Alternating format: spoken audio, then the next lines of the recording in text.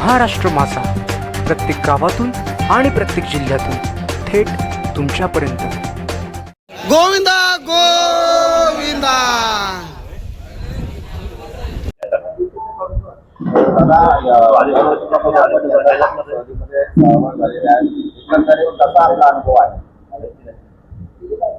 आताच मधुभाऊनी सांगितलं की 23 वर्षापूर्वी आम्ही सहल आयोजित केली। सुरुवातीच्या काळामध्ये मधुभाऊ सांगितलं की ते कर्जतचं जे मंडळ आहे त्या मंडळामध्ये ते तिरुपतीला यायचे। परंतु त्यानंतर आम्ही 20-25 मित्र असे एकत्र बसले असताना चर्चा झाली की मग आपलं मंडळ आपण चालू करूया। तेव्हा मग आम्ही ते प्लॅनिंग केलं। मग आम्ही ठरवलं ती तारीख कुठली घ्यायची। तर मग 6 ऑगस्टला मधुभाऊंचा वाढदिवस असतो। तो वाढदिवस आपण कर्जतला करण्याऐवजी आपण तिरुपती बालाजीच्या चरणी नतमस्तक होऊन त्या ठिकाणी वाढदिवस करूया। त्या संकल्पनेतून आम्ही ही तारीख जी असते आमची 4 किंवा 5 ही तारीख आमची फिक्स झालेली आहे आणि तेव्हापासून आम्ही तिरुपतीला येत असतो। इतक्या मोठ्या संख्येने आपल्यासोबत भाविक येत असतात, कशा प्रकारे तुम्ही नियोजन पाहता आणि कसा प्रतिसाद मिळतो? आमचे जवळजवळ एक 25-30 सभासद आहेत, यामध्ये मग जगदीश दादा आमचे अध्यक्ष आहेत, त्याचबरोबर मनोहर पवार असतील सांडशीचे, त्याचबरोबर मानगावचे रवी घारे असतील, महेश मिसाल असतील, शिवाजी लोबे असतील आणि त्याचबरोबर अनेक जे आमचे 25 सभासद जे ॲक्टिव्ह आहेत, हे सर्व सभासद हे नियोजन करत असतात की कोणाला काय कमी पडेल किंवा काय नाही आणि कोणाचं तिकीट आहे की नाही, नसेल तर मग ते रिझर्वेशन करायचं, अचानक त्यांना घेऊन यायचं। ही सगळी व्यवस्था जी आहे ते आमचे हे 25 मेंबर बघत असतात। आता 23 वर्ष या सहलीला झालं, अशी कुठली आठवण आहे त्या वर्षातली की तुम्ही मला आठवण आहे सुरुवातीच्या पहिल्या वर्षी ज्यावेळी आम्ही यायचं ठरवलं त्या वर्षी माझ्याकडे फक्त 1000 रुपये खिशामध्ये होते। मी मधुभाऊंना सांगितलं, भाऊ माझ्याकडे फक्त 1000 रुपये आहेत। मधुभाऊ ठीक आहे, 1000 रुपये तुला मी आणखी देतो आणि मी घरून निघून आलो। मधुभाऊंनी मला 1000 रुपये तिरुपतीला रेल्वे स्टेशनला आल्यानंतर दिले। 2000 रुपये मी घेऊन तिरुपतीला आलो होतो। परंतु पुढच्या कालावधीमध्ये पुढच्या वर्षी माझ्या खिशामध्ये दुसऱ्या वर्षी 50,000 रुपयाचं बंडल होतं।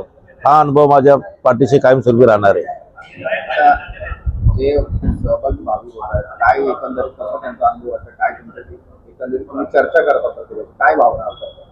नाही, आम्ही ज्यावेळी भाविकांची चर्चा करतो ना, आमच्या मधुभाऊंनी पण सांगितलं की आमच्या सहलीमध्ये सर्व समाजातील लोक असतात।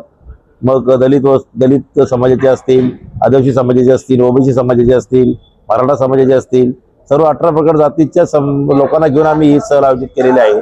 त्यामुळं त्यांचा जो अनुभव आहे की बाबा इथं दुजाभाव कधी होत नाही, सर्वांना आम्ही समान हे करतो, सगळ्यांची विचारपूस करतो। आमचे नेते सुधाकर भाऊ स्वतः आवर्जून सगळ्यांची विचारपूस करत असतात। आमचे नेते मधुकर भाऊ सगळ्यांची विचारपूस करत असतात, दर्शन झालं की नाही, नसेल झालं तर मग त्यांची व्यवस्था करण्यासाठी आम्ही जे सभासद आहोत यांना विनंती केली जाते किंवा तुम्ही यांचं काही करून नंतर दर्शन घडून आणा।